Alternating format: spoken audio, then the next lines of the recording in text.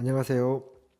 사회조사 분석사 2급 실기 필답형 강의 챕터 5 설문지 작성입니다. 계속 말씀드리지만 2급 실기 필답형 강의는 출제 가능성이 높은 부분 위주로 내용과 강의가 구성되어 있습니다.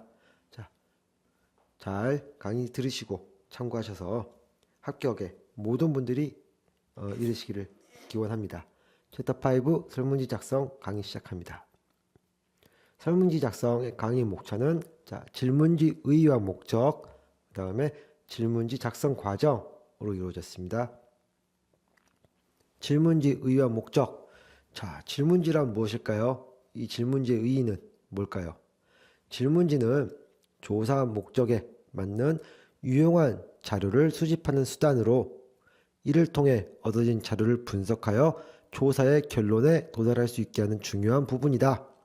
네, 조사 목적에 맞는 유용한 자료를 수집하는 수단으로서 질문지의 의의가 있습니다.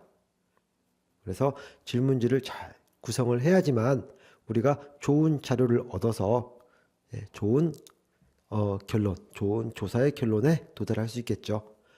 질문지를 이용하는 이유.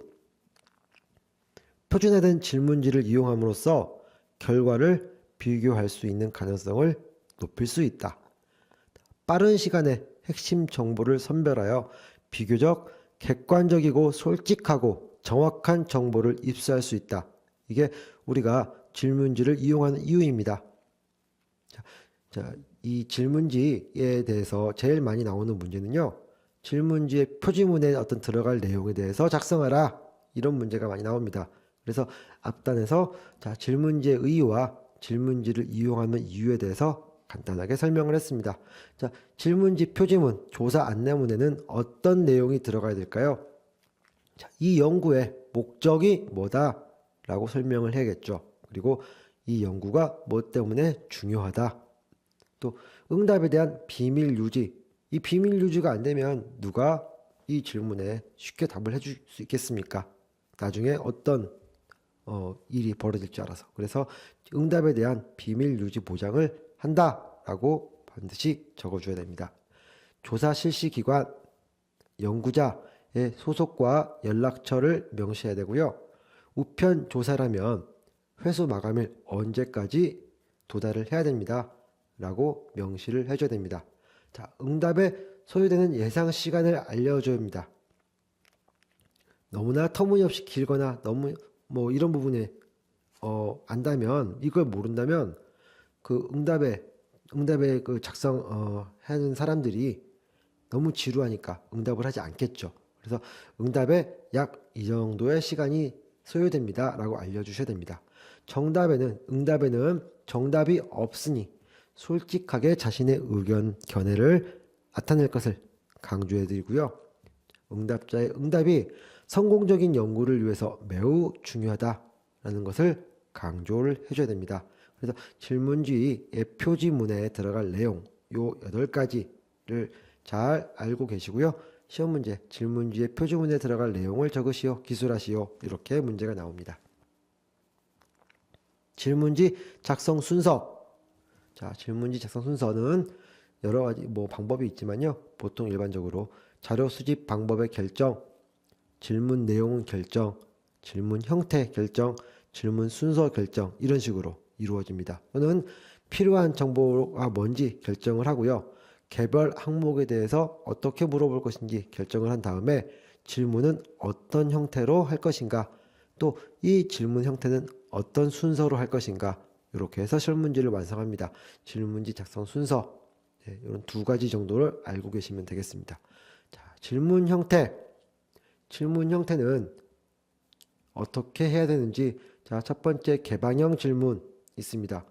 개방형 질문이 있다면 반드시 폐쇄형 질문도 있겠죠. 먼저 개방형 질문 알아보겠습니다. 개방형 질문의 의의. 개방형 질문의 의의는 응답자가 거의 아무런 제약 없이 자유롭게 대답할 수 있도록, 또는 응답의 범주가 구체화되지 않은 채 질문만 던집니다.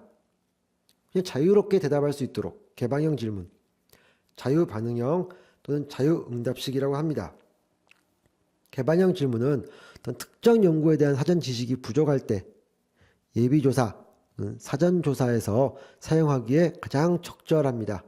그러니까 어떤 특정 연구에 대해서 지식이 부족할 때는 개방형으로 질문을 해서 어떤 생각을 가지고 있는지, 어떤 연구에 대해서 뭘 어떻게 해야 될지 이런 부분에 대해서 알아보기 위해서 개방형 질문을 합니다. 예비조사, 사전조사에서. 개방형 질문의 장점으로는요. 응답자에게 자기 표현의 기회를 줌으로써 응답자의 의견을 존중하는 느낌을 준다. 어떤 정해진 답을 딱 정하는 게 아니라 본인이 생각하고 있는 부분을 자유스럽게 적으시오 라고 이야기를 하니까 응답자의 의견을 존중하는 느낌을 줍니다. 응답 범주의 어떤 수적 제한을 받지 않습니다. 응답을 통해서 새로운 정보를 얻을 수 있고요. 제 단점으로는 개방형 질문은 경우의 수가 너무 많이 나올 수 있기 때문에 자료 처리에 많은 시간과 노력이 든다. 이게 단점이죠. 우리가 질문을 통해서 받은 정보가 너무나 이렇게 많다면 이거를 어떤 식으로 묻고 어떻게 처리를 해야 될지 이런 많은 시간과 노력이 들죠. 그리고 응답자들에게 심적 부담을 주기 쉽다. 차라리 1, 2, 3, 4, 5 이렇게 해서 여기에서 하나를 고르시오 아니면 두 개를 고르시오 라고 한다면 가볍게 체크할 수 있겠지만 그냥 자기의 생각을 적으세요 라고 했다면 뭐라고 적어야 되지? 라고 하는 어떤 심적 부담을 주기 쉽습니다. 그래서 개방형 질문의 단점으로는 시간과 노력이 많이 듭니다. 자료 처리에. 그리고 심적 부담을 주기 쉽다. 하지만 장점으로는 자기 표현 기회를 준다. 그리고 마음대로 쓸 수 있다. 또 연구자 입장에서는 어떤 새로운 정보를 기존에 알고 있는 정보 외에 새로운 정보를 또 얻을 수 있다. 이런 장점이 있습니다. 개방형 질문의 장점과 단점 말씀드렸습니다. 두 번째로 폐쇄형 질문. 응답자가 응답할 수 있는 구체적인 범위를 정해주고 그 중에서 선택하게 하는 질문 유형입니다. 그래서 어떤 장점으로는 개인의 민감한 문제를 다루는 데 유리하고 기입 부담을 경감시킨다. 막 쓰는 것보다는 체크하는 거니까요. 그리고 자료의 수량적 분석이 용이해서 시간과 경비를 절약할 수 있다. 네, 정해진 부분에서 체크를 하기 때문에 수량적으로 분석이 용이합니다. 응답률이 높다. 심적 부담을 가지지 않으니까 응답률이 높죠. 체크만 하면 되니까. 그 다음에 질문의 의미가 명확하게 전달된다.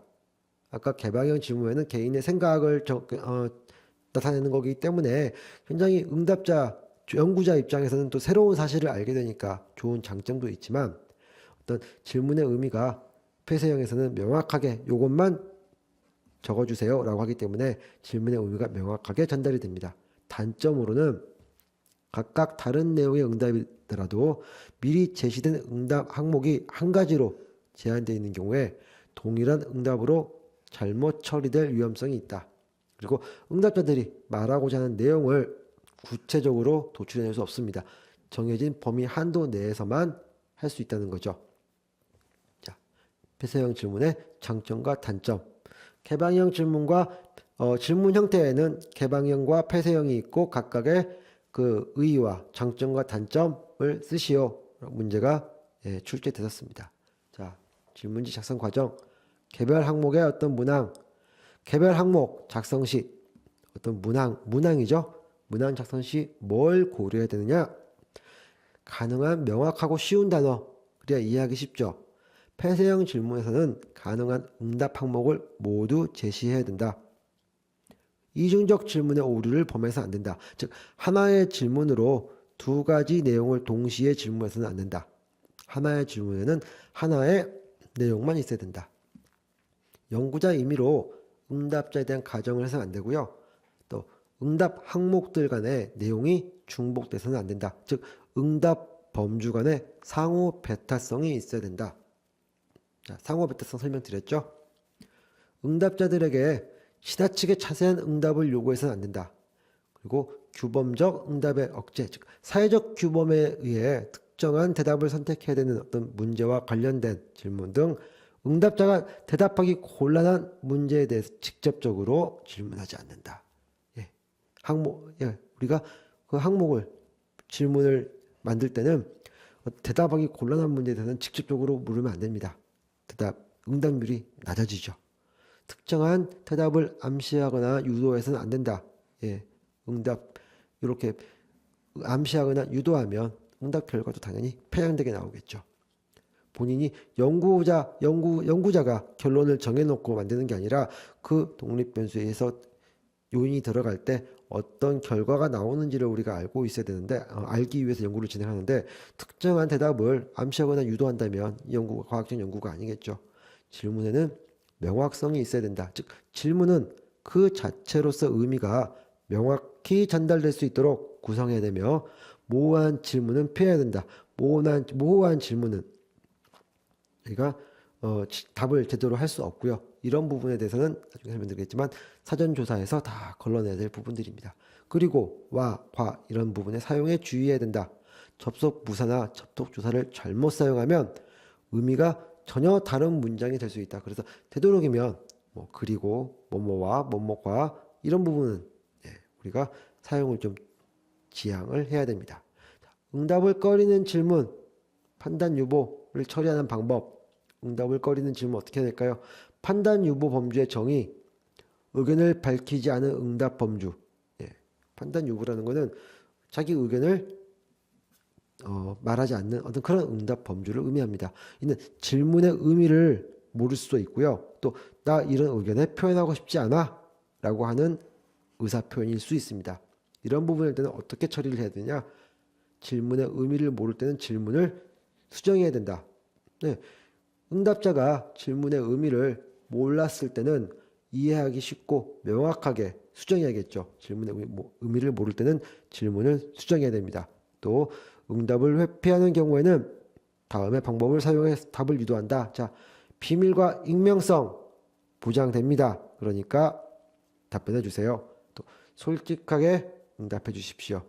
또 질문 배열 순서를 조정해서 1번과 2번, 3번 있을 때 이 3번에 대해서 우리가 질문을 하지 못한다라고 한다면 3번에 대해서 먼저 3번이 앞에 있고 1번, 2번을 질문을 하면서 가능하면 이 응답을 이끌어낼 수 있는 방법을 사용합니다. 그래서 응답을 회피하는 경우에는 이런 세 가지 경우를 사용해서 우리가 응답을 이끌어냅니다. 자, 다음으로 질문의 순서 결정. 자, 질문은 어떤 식으로 순서를 결정해야 될까요? 개별적인 질문 항목이 결정된 다음에는 응답자에게 이제 어떤 식으로 제시해야 될지 순서를 결정해야겠죠. 자, 질문의 순서를 결정할 때 고려할 사항. 첫 번째 질문은 가능한 한 쉽게 응답할 수 있고 흥미를 유발할 수 있는 것이 좋다. 그래야지 다음 질문으로 계속 넘어가서 응답자가 답변을 하는 것입니다. 응답자의 인적사항, 사생활 이런 민감한 질문 가능한 뒤로 돌립니다. 앞에서 쉬운 응답을 쭉 한 다음에 마지막에 사생활 같은 어떤 민감한 질문이 나와야지 앞에서부터 어떤 민감한 질문이 나오면 다음 거부감이 들어서 다음 질문에 답변하기가 꺼려집니다. 질문 항목 간의 관계를 고려해서 배치한다. 즉 질문 간의 연상작용을 일으켜서 다음 응답에 영향을 미칠 경우에는 해당 질문들을 멀리 떨어뜨려 놓고 관련성 있는 항목은 가능한 연속하여 배열한다. 이게 좋습니다. 응답자가 심각하게 고려해야 될 질문 이런 부분들은 평범한 질문 속에 삽입 또는 맨 뒤에 둔다. 요 나 부분하고 연결되죠. 사생활이나 민감한 질문은 가능한 한 뒤로 돌린다. 포괄적 질문부터 실시하고 세부적인 질문은 나중에 배치한다. 즉 문항이 담고 있는 어떤 내용의 범위가 넓은 것에서 좁은 순서로 배열하는 게 좋다. 이어집니다. 다 비슷한 의미로. 민감한 질문, 사생활 이런 부분들은 좁은 부분들이죠. 그래서 이런 부분들은 가능한 한 뒤로 돌리고 흥미를 유발할 수 있는 질문들, 쉽게 응답할 수 있는 부분들 이런 부분들은 좀 내용의 범위가 넓은 것이므로 앞에 이게 놓여지게 됩니다. 그래서 내용의 범위가 넓은 것에서 좁은 순서로 배열하는 게 좋다는 것은 이런 의미입니다. 흥미를 유발할 수 있는 쉬운 부분들 그다음에 좀 민감한 부분들, 이런 부분들은 이제 좁은 의미로 뒤로 배열하는 게 좋다. 자, 기존의 질문지를 우리가 사용하면 어떤 점이 좋을까요? 기존에 사용한 질문지므로 사전 검사가 필요 없습니다. 예, 우리가 사전 검사를 하는 이유는 이 부분에 어떤 문제가 있는지, 중복된 부분들이 있는지, 꺼려지는 질문이 있는지, 이런 부분들을 우리가 이제 체크하기 위해 사전 검사를 하는데, 기존에 이런 질문지를 사용해서 연구 결과가 나왔다면 이런 부분들은 검증이 된 부분이겠죠. 그 질문지 자체가 사전 검사를 해서 나온 질문지이기 때문에, 그래서 기존의 질문지를 사용한 질문지므로 사전 검사가 필요 없다. 또 그러므로 질문지 만드는데 시간 비용이 절감된다. 그리고 기존 질문지를 사용한 연구 결과하고 비교 및 분석이 용이하다. 기존 질문지를 사용했을 때는 어떤 결과가 나왔는데, 나는 이 기존 질문지를 사용해서 또 어떻게 따르게 사용을 했는데, 그때는 이렇게 나왔고 내가 조사할 때는 이렇게 나왔다. 이 두 가지를 비교해보는 분석이 용이하다는 것이죠. 분석 대상에서 제외되어야 될 설문지. 자, 어떤 설문지를 우리가 분석 대상에서 제외해야 될까요? 자, 설문지를 받았는데, 자, 첫 번째 보시죠. 한 번호만을 응답한 경우 대부분의 설문지의 의미가 없죠. 모든 설문지가 전부 다 한 번호로만 나올 리가 없으니까요. 사람의 생각이 그렇게 뭐 단순하게 첫 번째만 나오는 건 거의 없는 경우입니다. 그래서 한 부분에 그 한 번호만을 응답한 경우에는 설문지에서 제외합니다. 저희가 분석 대상에서. 그다음에 설문지의 많은 부분에 응답이 없는 경우에 의미가 없죠. 그다음에 설문지의 일부가 분실된 경우도 의미가 없습니다. 요 두 번째 부분과 세 번째 부분 비슷합니다. 회수 예정일보다 너무 늦게 도착한 경우, 우리가 그 설문지를 보낼 때 어느 부분, 어느 일자까지 도착해야 됩니다. 라고 안내를 해야 된다고 그랬죠. 그 부분이 회수 예정일보다 너무 늦게 도착하면 분석 대상에서 제외를 시킵니다. 그리고 표본에서 제외된 응답자가 포함된 경우, 이 표본은 우리가 조사 대상이 아닌데 응답자가 포함됐다. 그러면 분석 대상에서 제외돼야겠죠. 그래서 기존 질문지 사용 효과, 분석 대상에서 제외된 설문지, 시험 문제에 아주 나왔습니다. 그리고 질문지 작성 과정에서 자료 입력의 중요성, 또 입력 오류 및 무응답 오류 처리 방안. 자료 입력의 중요성은 뭘까요? 자료 입력, 우리가 코딩이라고 합니다. 자료 입력은 일정한 지침에 따라 보고된 어떤 자료의 통계 처리를 위해서, 통계를 돌리기 위해서는 조사표의 각 항목을 숫자나 기호로 바꾸어 부호지에 옮겨놓는 작업을 말한다. 많은 질문지가 있는데 이거를 분석하기 위해서는 숫자적으로 처리하기 위해서, 통계 처리를 위해서 숫자나 기호로 바꾸어서 옮겨놓습니다. 이 자료 입력이라는 부분들, 보고 양식에 기재된 어떤 응답 내용을 적절한 방법으로 숫자나 기호로 부여하여 전산 처리에 분석을 용이하기 위한 것이다. 이 자료 입력의 중요성, 이렇게 중요합니다.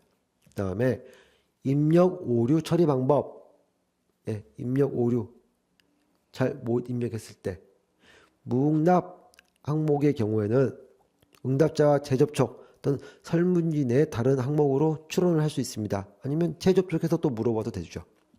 미취득 자료가 많을 경우에는 항목을 삭제한다. 무슨 말이냐면, 많은 사람들이 그 항목에 대해서 답변을 안 했다라고 하면 차라리 그 항목 자체를 삭제를 하는 것입니다.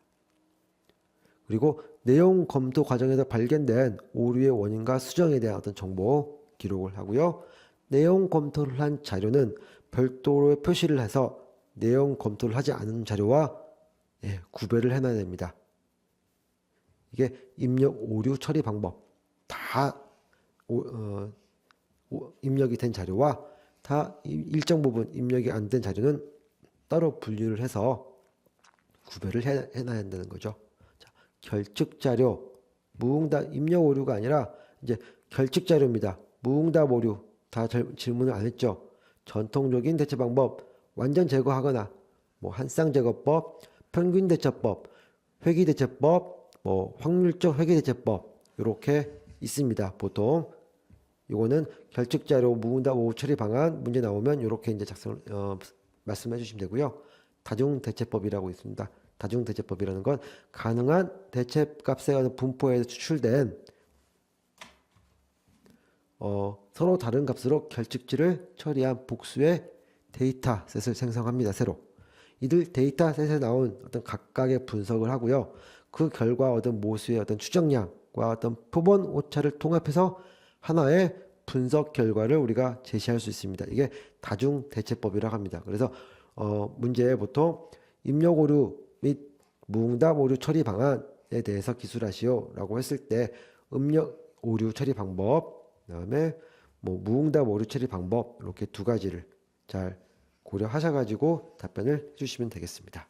이상으로 이번 강의 마치겠습니다. 수고하셨습니다.